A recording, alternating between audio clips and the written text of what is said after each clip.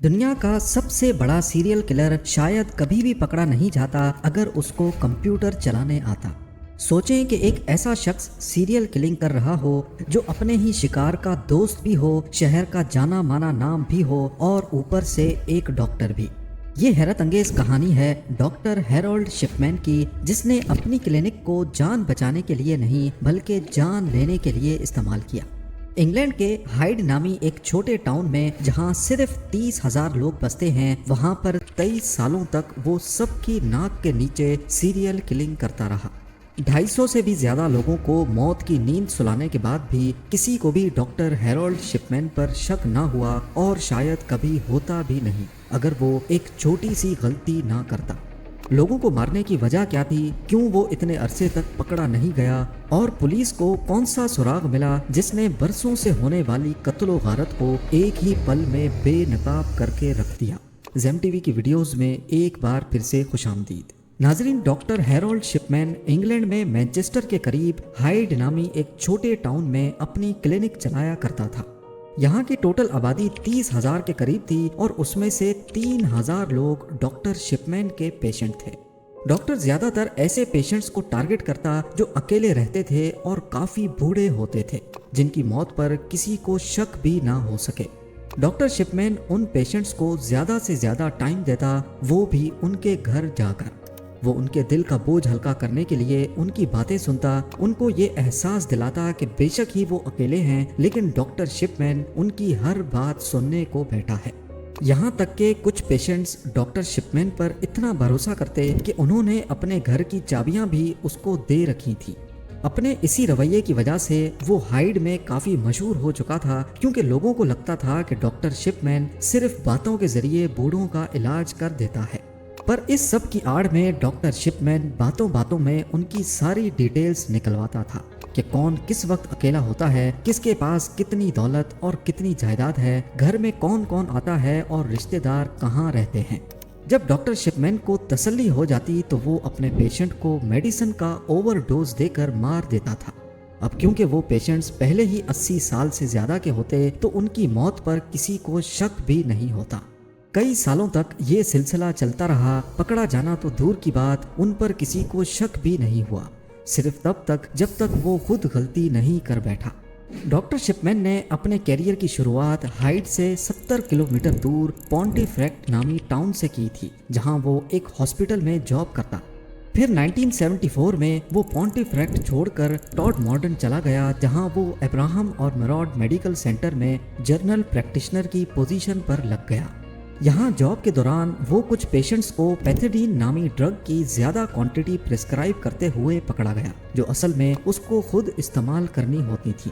पैथेडीन है तो असल में एक पेन किलर, लेकिन ये काफी नशा आवर मेडिसिन है।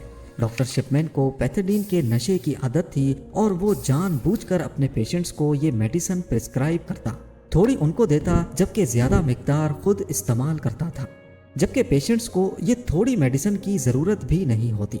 इससे होता ये था कि पेशेंट्स ये मेडिसिन लेने के बाद बहुत अच्छा महसूस करते, जबकि असल में उनको मालूम नहीं था कि वो नशा कर रहे हैं।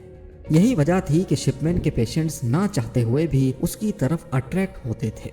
पकड़े जाने के बाद हॉस्पिटल एडमिनिस्ट्रेशन ने डॉक्टर शिपमैन को निकाल दिया और बात उसके लाइसेंस कैंसिल होने तक पहुंच गई। लेकिन शिपमैन ने 600 पाउंड का फाइन देकर खुद को एक रिहेबिलिटेशन सेंटर में दाखिल करवा दिया, जिससे उसका लाइसेंस कैंसिल होने से बच गया। रिहैब सेंटर में थोड़ा वक्त ही गुजारने के बाद जब सारे उसको भूल गए तो वो 1977 में हाइड आ गया, जहां वो डॉनी ब्रुक मेडिकल सेंटर में जनरल प्रैक्टिशनर लग गया। 1980s में वो जीपी की पोजीशन पर प्रैक्टिस करता रहा और इस बीच ना उसने नशा छोड़ा और ना मौका ढूंढकर बूढ़े पेशेंट्स का कत्ल। लेकिन इन मर्डर्स की फ्रीक्वेंसी 1993 से काफ़ी बढ़ गई, जब उसने हाइड में ही अपनी खुद की क्लिनिक खोली और शहर में एक अच्छा नाम बना लिया। अगले कई सालों तक मामला ऐसे ही चलता रहा और किसी को भी डॉक्टर की इन हरकतों पर शक नहीं हुआ। पहली बार मार्च 1998 में डॉक्टर लिंडा रेनॉल्ड्स, जो कि शिपमैन के क्लिनिक के ऑपोजिट ही दूसरे हॉस्पिटल ब्रोक सर्जरी में जॉब करती थी, उन्होंने शिपमैन के पेशेंट्स के बीच ज्यादा मरने के रेशो पर तशवीश का इजहार किया। ان کا کہنا تھا کہ شپمین جو صرف ایک چھوٹی سی کلینک چلاتا ہے، پچھلے 3 مہینوں میں اس کے 16 پیشنٹس مرے ہیں، جبکہ اسی پیریڈ کے دوران بروک سرجری، جن کے پاس شپمین کی کلینک سے 3 گنا زیادہ پیشنٹس ہیں، ان کے پاس صرف 14 پیشنٹس کی موت ہوئی ہے۔ یہ شک تب مزید بڑھ گیا جب یہ معلوم پڑا کہ ڈاکٹر شپمین کے 16 پیشنٹس کی موت کے بعد ان کو دفنایا نہیں بلکہ جلا دیا گیا تھا۔ آپ کو یہاں بتاتے چلیں کہ زیادہ تر کرسچن لوگ مرنے کے بعد اپنے پیاروں کو دفناتے ہیں، صرف کچھ لوگ جلانے کا فیصلہ کرتے ہیں۔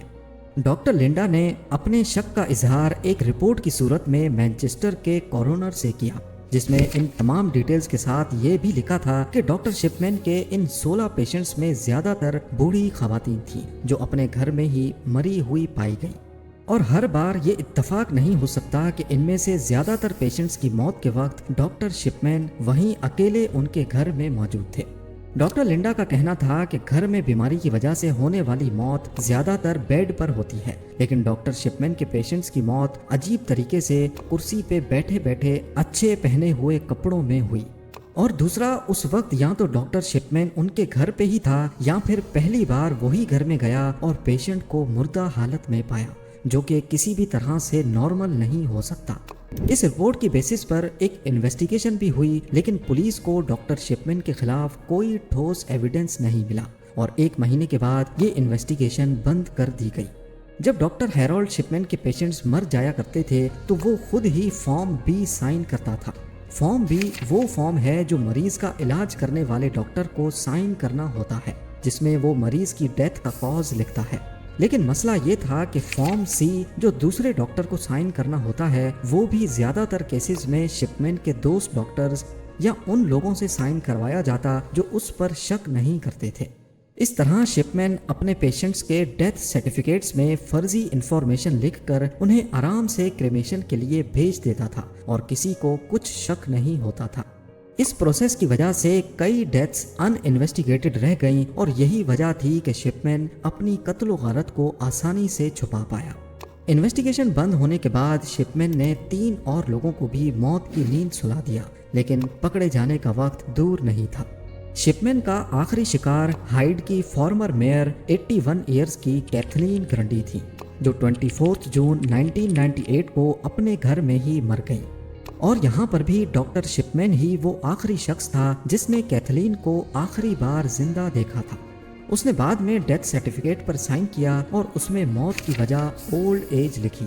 کیتھلین کی بیٹی اینجیلا وڈرف خود ایک وکیل تھیں جن کو اپنی ماں کی پر اصرار موت پر تب شک ہوا جب ان کو اپنی ماں کی ایک وصیت ملی جس میں انہوں نے اپنا گھر ڈاکٹر شپمین کے نام لکھا تھا۔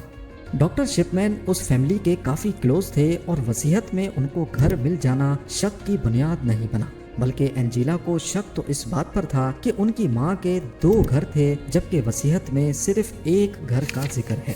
اس سے ظاہر ہوتا ہے کہ یہ وصیت کسی ایسے شخص نے لکھی ہے جس کو دوسرے گھر کے بارے میں علم نہیں تھا، اور وہ ڈاکٹر شپمین ہی تھا۔ اینجیلا وڈرف پولیس کے پاس گئیں، جنہوں نے دوبارہ سے انویسٹیگیشن شروع کر دی۔ کیتھلین گرنڈی کی باڈی کو قبر کھود کر نکالا گیا اور آٹوپسی کے لیے بھیجا گیا۔ معلوم پڑا کہ ان کی باڈی میں ڈایا مورفین یعنی کہ ہیروئن کے کافی زیادہ ٹریسز پائے گئے ہیں۔ پولیس نے جب ڈاکٹر شپمین سے پوچھا تو اس کا کہنا تھا کہ گرنڈی ہیروئن کا نشہ کرتی تھی، اور یہ بات اس نے ان کا علاج کرنے سے پہلے اپنے کمپیوٹر میں بھی لکھی تھی۔ ڈاکٹر شپمین نے حال ہی میں کمپیوٹرائزڈ میڈیکل جرنل میں انٹریز کرنا شروع کی تھی، لیکن ان کو یہ معلوم نہیں تھا کہ اس انٹری میں انہوں نے موت سے پہلے کی ڈیٹ تو ڈال دی ہے، لیکن کمپیوٹر میں اس فائل کی last edit date automatically save ہو جاتی ہے۔